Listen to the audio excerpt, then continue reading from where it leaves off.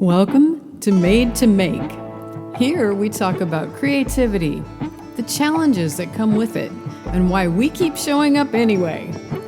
Because hey, we are all made to make. Welcome to the Made to Make podcast. Today we're joined by John Chadwell. He's an author, reporter, photojournalist, and screenwriter with a 50-plus year storytelling career. Today we explore what it means to live a creative life across decades, disciplines, and dramatic change. Welcome, John. Wow, what an introduction.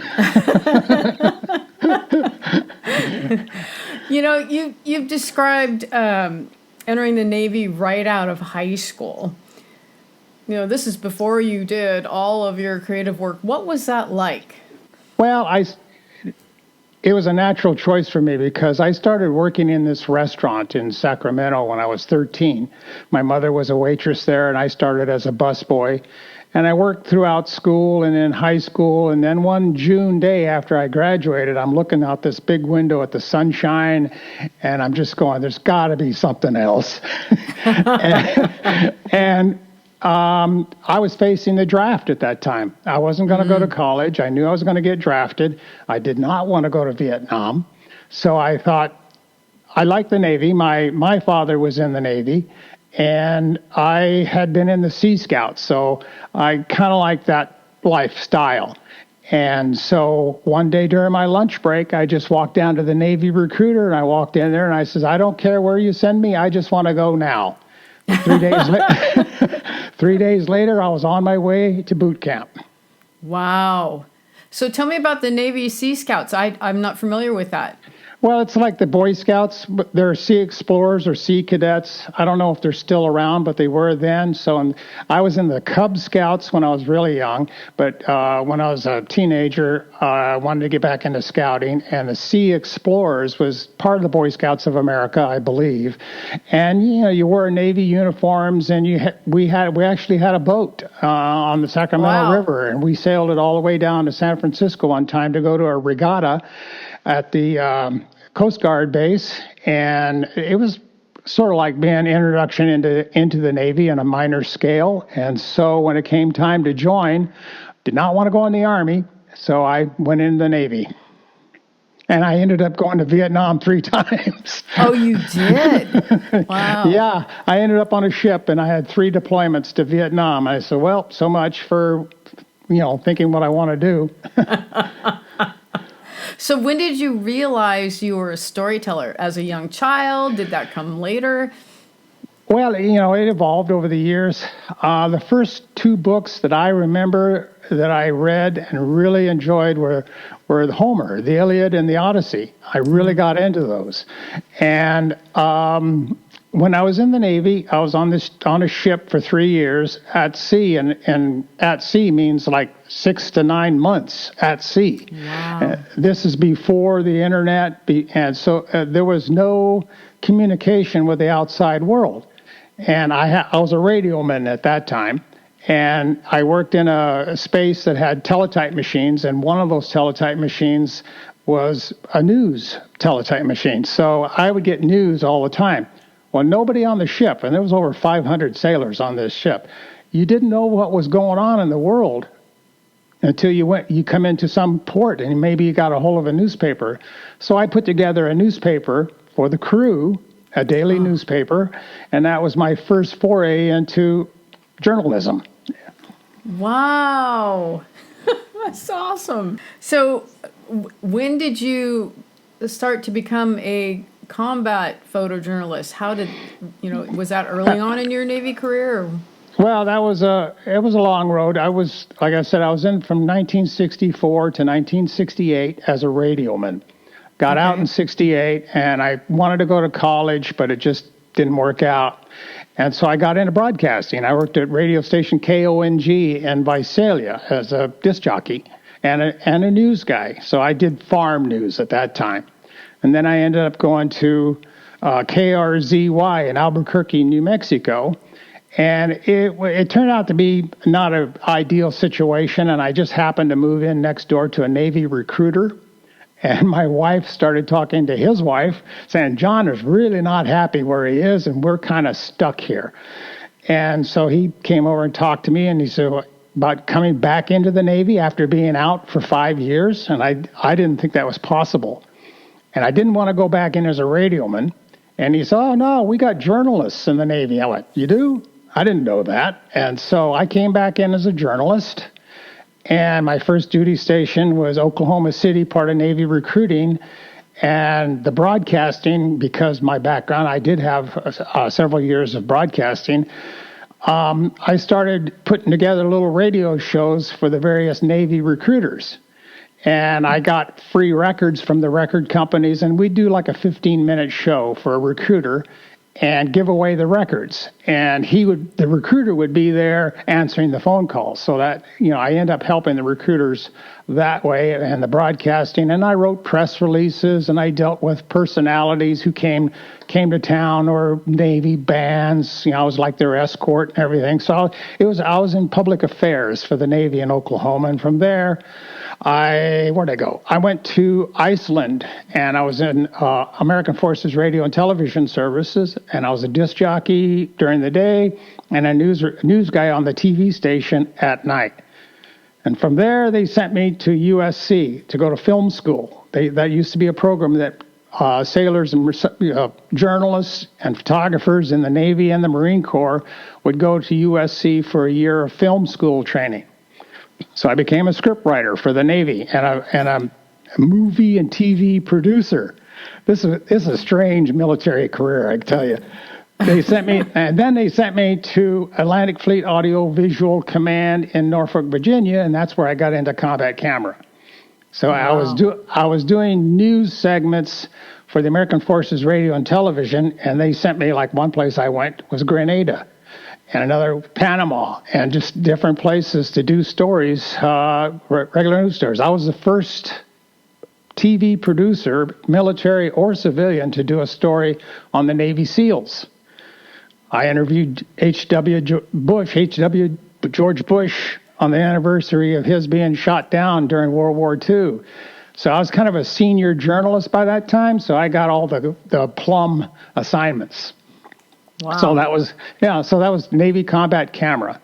And when they sent us to Grenada, they put me in charge of, we had a radio station. The night before the invasion, Operation Urgent Fury, I think it was called, 1983, they blew up a Russian radio station the night before, and I came in with a group and a mobile radio station, and we set it up, and my mission was to get the Grenadians who are fighting to lay down their arms.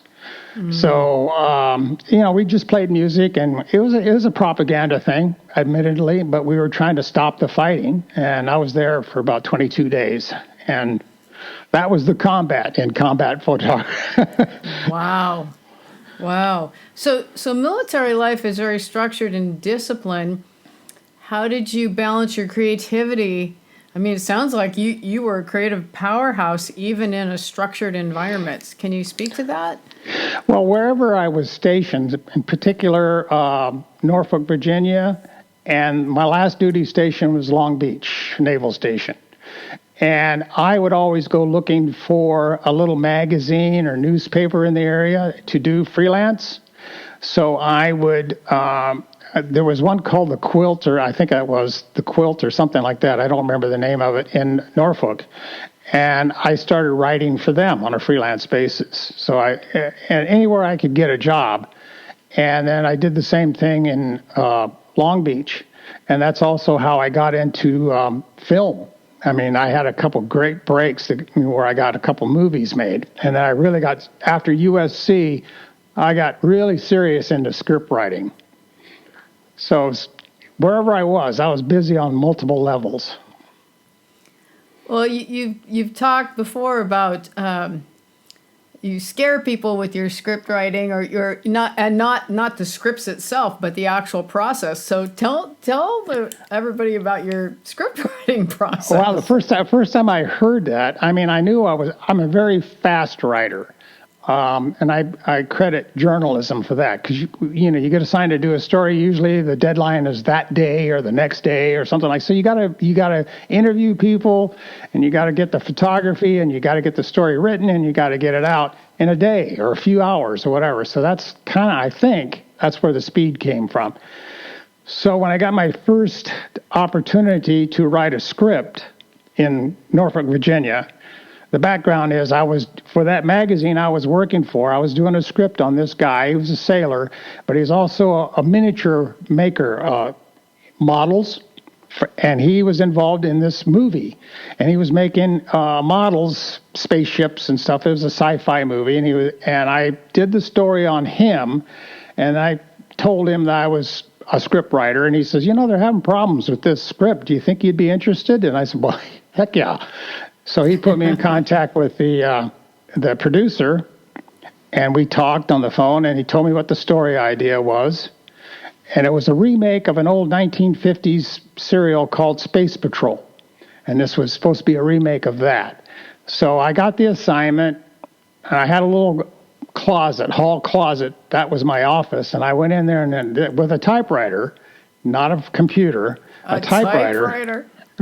Believe it, a Royal typewriter.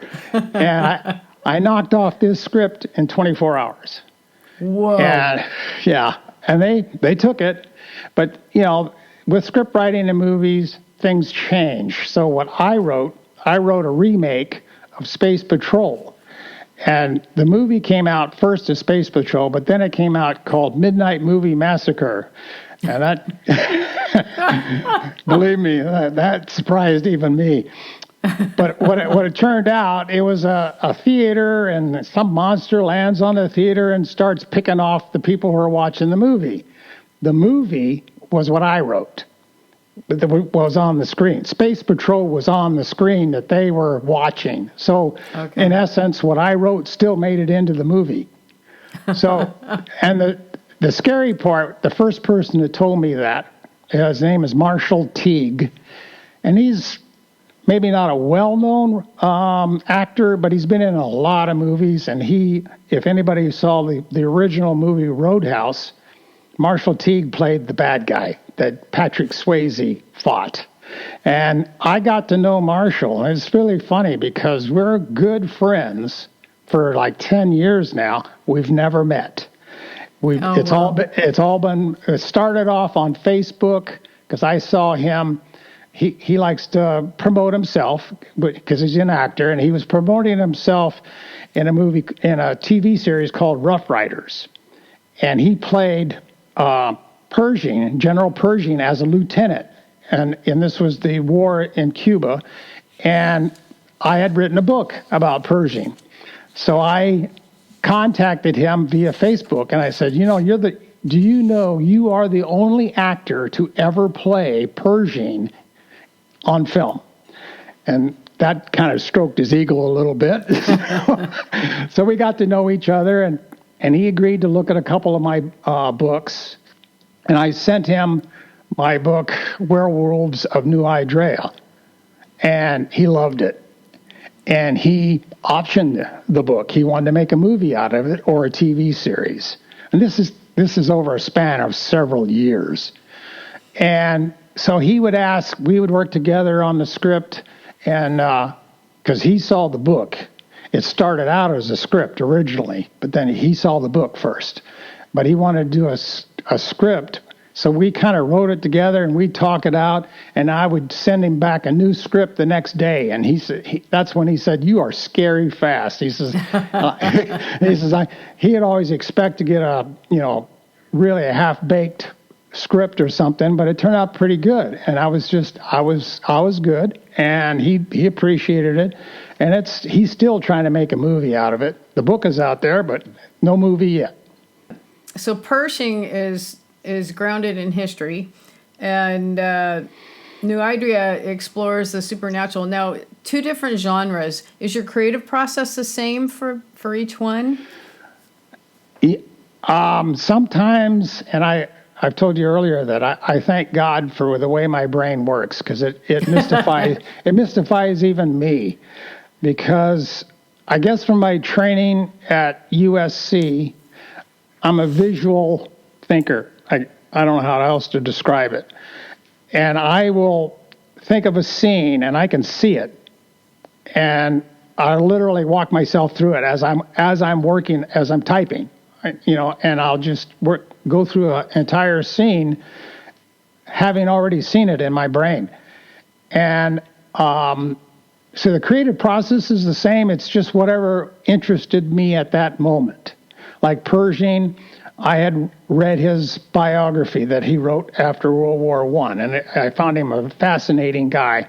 And I was in a mode at that time of writing a lot of screenplays because I had been fortunate enough. I had a manager at that time, and he also managed Ron Shuzet, who wrote Alien. Mm-hmm. And so he and I partnered up with the idea that his name power would bring interest, and I would write the scripts, basically, and his name would go on the scripts. That's kind of cheating, but that's the way it went.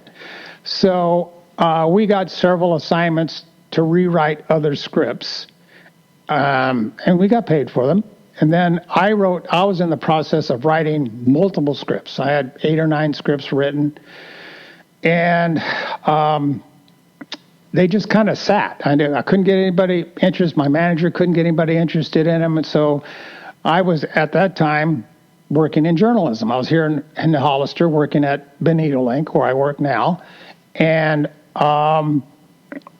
nothing was really happening. But then Amazon, where all my books were, step back. Amazon started making it possible to self-publish books. I didn't have any books at that time, but I had about 10 scripts. And to me, a script is a 120-page outline, because that's the average length of a script. So I would and that's why all my books are different genres, because I was writing scripts just to break into Hollywood or whatever. So I go everywhere from, a true life story to horror to whatever, war. And I just converted all my scripts into books, which was easy. And the Pershing one, I wrote a screenplay for what I hoped would be a 5-part miniseries. So that was a big script. And that's why Pershing is the most massive book that I have in my itinerary. Well, I'm thinking about The War Elephant, and that's just an incredibly creative way to approach Hannibal's story. Can you speak to that? In last year, a friend of mine, we did a documentary together, and he was doing some writing for this small publisher up in Gilroy, and who did children's books. And he calls me up one day and he says, "Have you ever written a children's book?" And I said, "Well, I did one. It's kind of a children's book called The Kid and Wild Bill. And, there's a kid in it. He's a teenager." And he says, "Well, this publisher's looking for some children's books because she's trying to start a new imprint that's featuring on young adult readers." And so I had read a very good biography about Hannibal. Stepping back a little bit, history has been one of my loves. I mean, it started off with the Odyssey and that, it started off with Greek mythology, but I really got interested in history. So I've read a lot of history over the years, and a lot of it is in my stories. Yeah. And so I had read Hannibal, and I thought, wow, what an interesting guy, and he was fascinating. I'd kind of, I knew the name Hannibal. I knew he had some elephants, but that's about all I knew about him. So I pitched the story Hannibal from a kid's perspective. That's all I had. And this is where the scary way my mind works, because I sat down, and you know how you used to say when you're looking up something, I'm going to Google it? Don't Google anymore, you AI it. Yeah. And AI gives you a more precise answer to what you're asking. So I just sat down and I said, all right, I'm going to do a story about Hannibal. I kind of know the basic story, and I used AI to research it, when it took place and the time frame and everything. And I said, all right, this is from a kid's perspective. So it just so happens one of my granddaughters is a psychologist, a child psychologist at a school, and she deals with a lot of kids on the spectrum. So I thought, let's make this kid interesting, And so I knew a little bit about autism and the spectrum and everything. I says, but how would it be handled in 200 BC, or whatever, So I just started making it up as I go. And I'm, one of the books I read all the time is the Bible. So I'm interested in the Hebrews and the movements they did in that area and everything. So I'd ask AI. So would a guy in Carthage necessarily know or meet a Hebrew, a trader or something? And, it gave me a whole, how they traded back and forth and everything. So it just evolved by the day. And my only limitation from the publisher, it couldn't be more than 150 pages. And I thought, well, that's one chapter for me. So, I just made it up as I went. I says, okay, let's make this kid. He's autistic. He's in Carthage, which doesn't even exist now, and he meets. I said, I want him to on the way to Hispania, which is Spain now, where the fight started off, the Second Punic War that Hannibal launched against Rome. They sailed over 1,000 ships from Carthage to Spain, and they had elephants, and they had ships. I found out a lot by working on this book that I didn't know before. I didn't know that the Phoenicians, who founded Carthage, they had ships with crews of like 5,000 people. Wow. And they carried 37 elephants to Spain.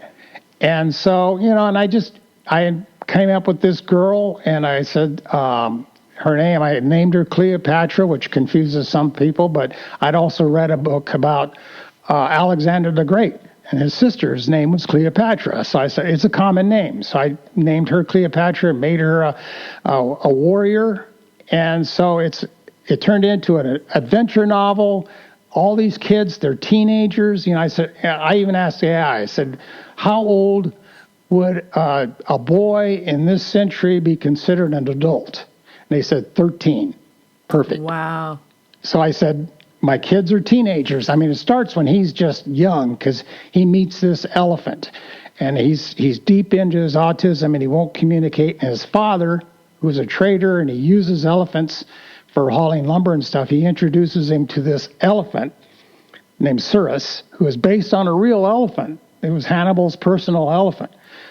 And so this kid and Cyrus meet, and the elephant brings the boy out. And they develop this friendship over the years. And by the time he's a teenager, he gets recruited into Hannibal's army. Him and his elephant go off to Spain and up into the Alps and everything. And the challenge was I had to keep this kid young because I couldn't go into his adulthood. So I had to find a natural point in the Second Punic War that the boy and his elephant could escape and get back to Carthage. And there was actually an opportunity, and historically. So the book is historically pretty accurate, and my characters, they're all teenagers, and I'm thinking, movie someday. And so, I got it done in about 2 weeks, and it took longer for it to come out than it took me to write it. And I used AI to create artwork for it and for the cover. And the only thing about AI art, my wife says I'm cheating when I use the artwork, but I use the AI art for my books now. So the book is out there. It's been out there for over a year now, and along with I got 9 books now, and I self-promote all the time, and that's my life. That's great. Speaking of self-promote, we're going to take a quick break. And now for a wee break. Is Made to Make podcast brightening your day like finding unexpected money in your coat pocket? Then help keep the episodes coming. Head on over to wearemadetoMake.com. There you can share the show, contribute financially, or simply help spread the word. Every bit of support keeps these conversations going and your inspiration flowing. That's wearemadetoMake.com. Now let's get back to the show. After 50 years of journalism, creative projects, 50 plus years, what keeps your creative fire lit? Because you're still producing, you're still on fire. What keeps you going? Fear of death, I guess.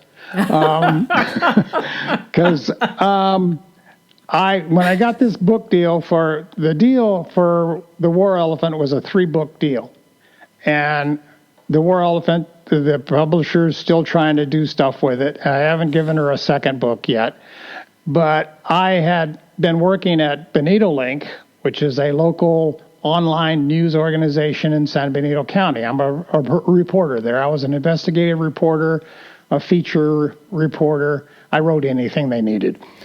And I left 2 years ago because of this book. I thought, okay, I'm on my path to stardom. Didn't happen. I got the book out, but all of a sudden I'm, in my 70s, sitting around doing gardening, trying to figure out how to keep myself busy, and I'm going nuts. And I said, I got to keep my mind going. So I went back and almost begged for Bonito Link to take me back. It wasn't much of a beg, because they like me. So I got back on, and now I'm focusing on agriculture and energy, but I'll write anything they assign to me. So really, I needed the journalism just to keep the brain going and to stay sharp. And I keep worrying about there's going to be some big holes up there like Swiss cheese in the brain as I get older, but maybe this will head that off for a few more years. So I just journalism is my life now. Again. That's great. Well, and Bonito Link is a really good publication. I've enjoyed that for many years. So good place to be. So for someone who feels like they're made to make, made to create, but they're just not sure where to start or don't think they're good enough, what advice would you give them? Well, that interest has to be there because, for me, the focus is writing. Mm-hmm. If you're not interested in writing, you might try to be an actor or some other form, artist or whatever. But for somebody who wants to write, you have to have that fire that you want to write. And writing for me it's a lifelong occupation, no matter where it is, whether I'm writing scripts or books or news stories or copywriting for an advertising agency or doing press releases for a company. It all involves writing, and it's a skill that you can hone to almost any occupation. And say like you want to work in public affairs or public relations or some other skill that you need to be a writer. So that's the core that you have to master first. You can't just, I don't know, with AI nowadays, people cheat. There are people who write books solely with using AI. They let AI write the book. I've seen it happen. And you just have to know what you want. I didn't know what I wanted until I was, in my late 20s, and I just got into broadcasting. It sort of kind of happened. I was working at the California Credit Union for a couple of years, and my stepfather had been a disc jockey in Oregon, and I got a peek at that. Well, so many years later, I thought there was an organization called Columbia School of Broadcasting at that time. I don't even know if it's still around, and it was a correspondence course. So I had a tape recorder, and I'd go out in my garage, and they'd send you subscribe to it, and they give you scripts and stuff. So I went out in my garage, and I set up a little studio and everything, and I started making scripts, or broadcast scripts. And you start sending those out to radio stations, and that's what I did. And then I just got the job at KONG in Visalia, and it just went from there. Because the disc jockey part didn't get me into writing. farm news reporting got me into writing. So, I mean, what a way to go. So I was reporting on farm news, and I'm just thinking about it. What's strange, I'm doing it again for Bonito Link. You've come full circle. I have circled the wagons. Wow. What an amazing career you've had and continue to have. Do you have any parting words for those who are listening on staying sharp with your creativity? Well, I don't know what you call me, a fatalist. You're not dead till you're dead. And even, I'll be 80 this year. And so if somebody's 60, they're a kid to me. Yeah. So it's really, until you pass, it's never too late to continue with a dream you might have had 20, 30 years before. You think, boy, I always wanted to write poetry, or I always wanted to do this. Do it. If you're retired or you're getting up there in years and you're saying, what am I going to do with my life? I can only RV so much, or I can't afford to RV. Or gardening is, how much more plants can I plant? So if you want to write or you want to do some other form of art, like watercolors or what you do, just do it. You're the only person stopping you. That's my advice. Yes. Great advice. Wow. Well, thanks for being here, John. My pleasure. Thanks to everybody for joining us again for another episode of Made to Make, because we are all made to make. Please make sure to like, subscribe, and share so that I can create more great episodes. We'll see you next time. That's a wrap.